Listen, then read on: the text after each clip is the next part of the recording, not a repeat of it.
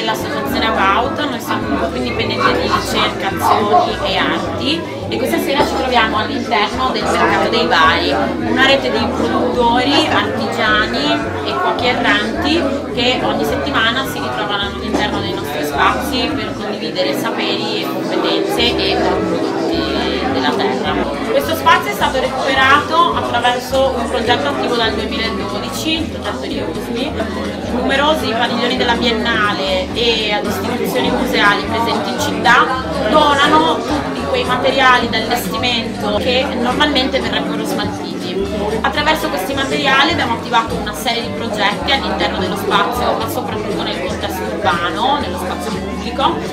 About si lega anche ad altri laboratori della Santa Croce che nella rete di Gattarivole si ritrovano in uno spazio di condivisione nella creazione di comunità e di un modo alternativo di vivere la città rispetto a quello che Venezia sta promuovendo ora.